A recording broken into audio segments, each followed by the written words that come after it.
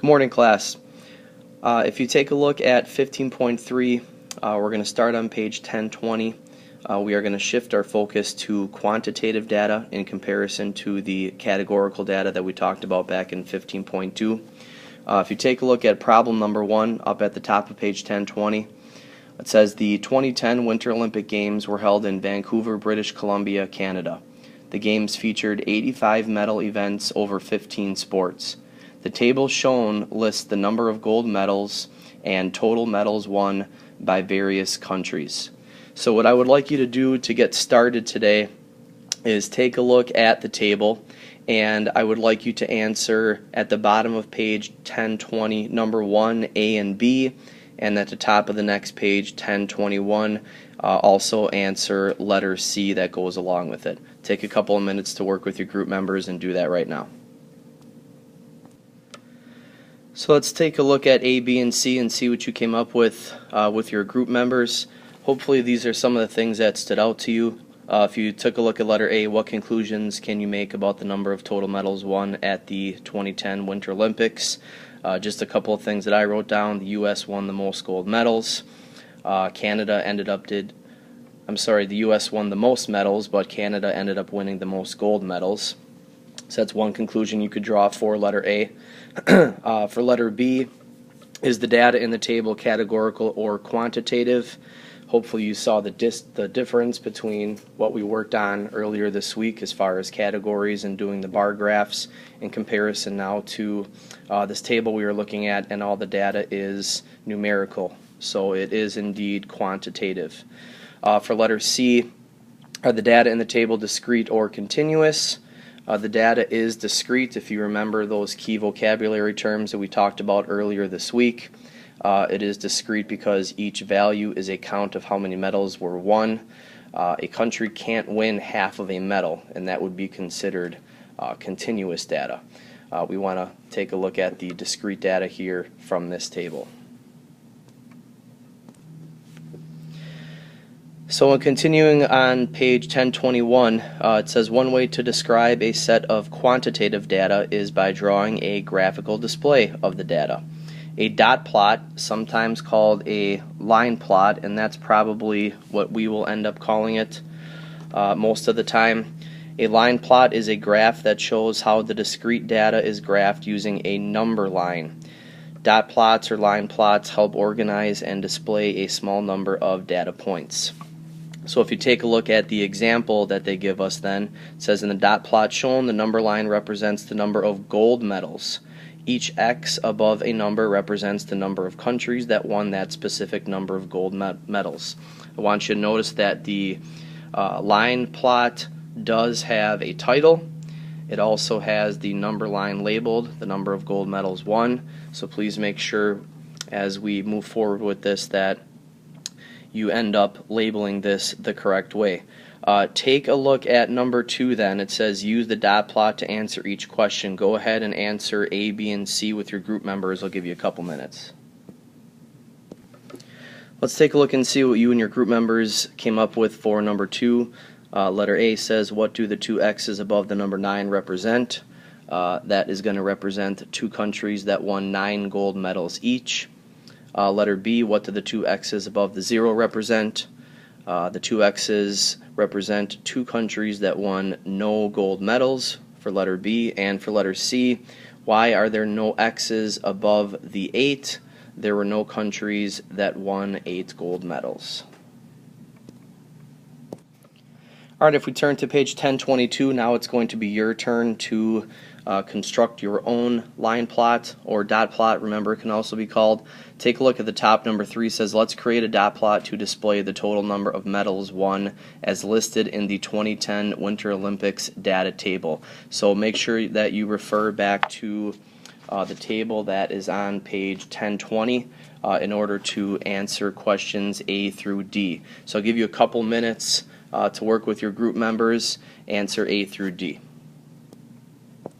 So let's take a look at what you and your group members came up with for number 3. For letter A, what will you name your dot plot? I think it'd be pretty easy to name it the total medals won at the 2010 Winter Olympics. Letter B asks what numbers will begin and end your number line, and how did you select these numbers? This is very important. In this case, we should probably start with 0 and then end at 40. And you want to select those numbers because that's the highest data point and the lowest data point that you have in your set of data. So keep that in mind when you are continuing to construct line plots in the future. Letter C says what intervals will you use? You want to use the number 1 because if you use other increments or other intervals, it's going to be hard to place an X for some of the data points. So hopefully that's what you came up with for A, B, and C. Let's take a look at what your dot plot should look like then. Notice that I have a title. The title is Total Medals Won at the 2010 Winter Olympics. I also have the number line labeled, the number of medals won, and it was probably a little tougher than I thought it was to put these X's on here, so hopefully yours matched up with as close as possible to what you see that I have here. There should be 3 X's above number 3, 3 above number 5, 2 above number 6, 1 above number 7 and 8, 3 above 11, 1 above 14, 15, and 16, 1 above 23, 1 above 26, 1 above 30, and 1 above 37. So let's turn to page 1023 and take a look at problem number 2, titled The Shape of It All. It says up at the top, when you analyze a graphical display of data, you can look at several characteristics of the graph to draw conclusions. By doing this, you can ask yourself some of the questions shown, such as what is the overall shape of the graph? Does it have any interesting patterns? Where is the approximate middle, center, or center of the graph? What does the graph tell me about how spread out the data values are?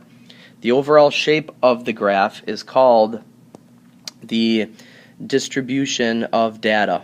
So if you want to make sure that you highlight distribution, very important word, very important vocabulary word that we will be talking about throughout the course of Chapter 15. A distribution is the way in which the data are distributed. The shape of the distribution can reveal a lot of information about the data. There are many different distributions, but the most common is symmetric, skewed right, or skewed left. So let's take a look at the typical distributions of graphical displays of data. We have symmetric, and just a couple of things, bullet points to look at to help you understand if the distribution is symmetric. The left and the right halves of the graph are like almost mirror images of each other. There is often a peak in the middle of the graph indicating there are many data values in the center. So that's what a symmetric distribution looks like. In the middle we have skewed right. You can see that the peak of the data is all the way over on the left and that there are only a few data points on the right side of the graph. So that distribution would be skewed right. And then finally the last one, we have skewed left. You can see the peak of the data now is on the right hand side and there's very few data points on the left.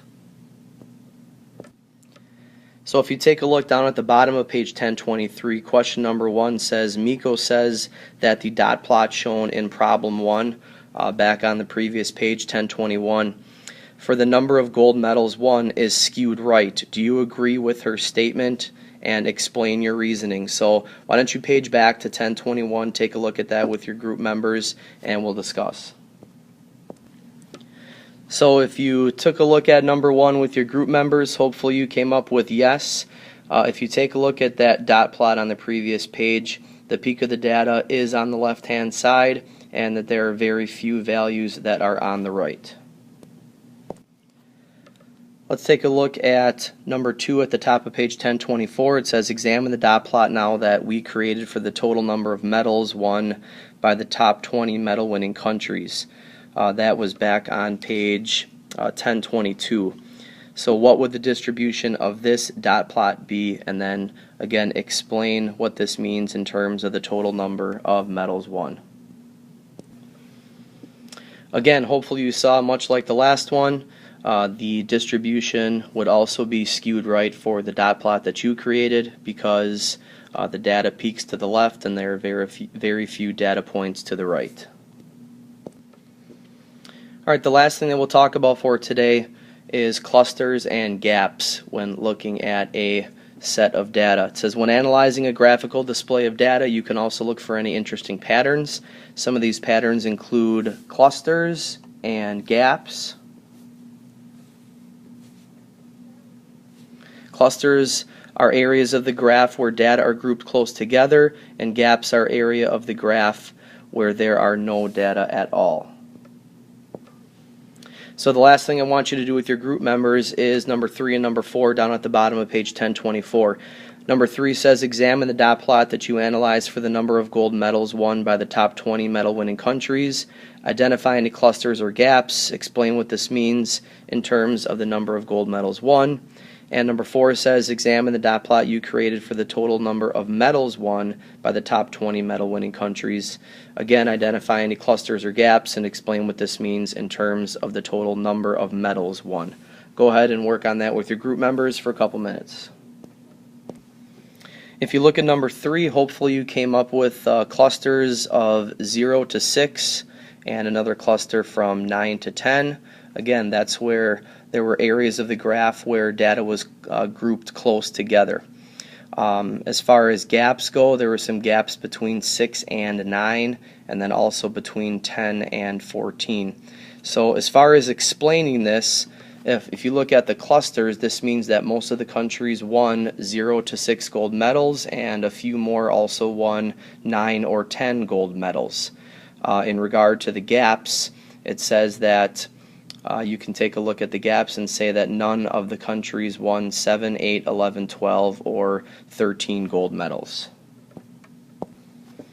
And finally, for number 4, hopefully the clusters that you saw were 3 to 11 and another cluster from 14 to 16.